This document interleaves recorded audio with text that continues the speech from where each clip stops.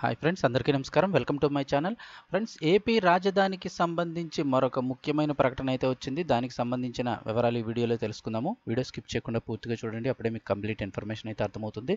ముఖ్యంగా ఆర్బీఐ అయితే కీలక ప్రకటన చేసింది. ఏపీ రాజధానికి సంబంధించి రిజర్వ్ బ్యాంక్ ఆఫ్ ఇండియా కీలక ప్రకటన చేసింది. ఏమంది ఏంటనే వివరాలు తెలుసుకుందాము. ఫ్రెండ్స్, చాలామంది వీడియోస్ చూస్తున్నారు కానీ సబ్స్క్రైబ్ చేసుకోవడం మర్చిపోతున్నారు. దయచేసి ఛానల్ సబ్స్క్రైబ్ చేసుకోండి. అలాగే వీడియోని లైక్ చేసినట్లయితే మరింత మందికి సమాచారం కూడా చేరుతుంది.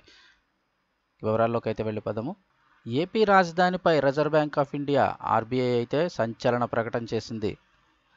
ఏం చూసుకున్నట్లయితే ఏపీకి రాజధాని ఏదో రాష్ట్ర ప్రభుత్వం స్పష్టత ఇవ్వకపోవడం వల్లే ఆర్బీఐ కార్యాలయం అయితే ఏర్పాటు చేసే విషయంలో ఇంకా నిర్ణయం తీసుకోలేదని ఆ సంస్థ జనరల్ మేనేజర్ సమిత్ తెలిపారు.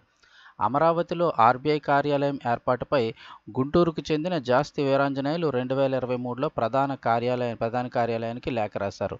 అయితే అఖిల భారత పంచాయతీ పరిషత్ ఏపీ అధ్యక్షుడి హోదాలో ఆయన రాసిన లేఖను ప్రధాని కార్యాలయం ఆర్బీఐకి పంపించింది. దీంతో రిజర్వ్ బ్యాంక్ అధికారులు ఆ లేఖకు ఇప్పుడు సమాధానమిచ్చారు. రాజధాని విషయం తేలనందునే, అంటే ఏది 3 రాజధానులు అన్నారు, వైజాగ్ అన్నారు, ఇలా చాలా సార్లు మార్చడం జరిగింది కాబట్టి రాజధాని విషయంలో తేలనందునే కార్యాలయం ఇంకా ఏర్పాటు చేయలేదని వీరాంజనేయులకు ఆర్బీఐ లేఖ పంపింది. ఏపీ రాజధాని విషయంలో రాష్ట్ర ప్రభుత్వం స్పష్టత ఇవ్వలేదని ఆర్బీఐ అధికారులు అందులో సమాధానమిచ్చారు. దీనిపై జాస్తి వీరాంజనేయులు ఆగ్రహం వెలబుచ్చారు.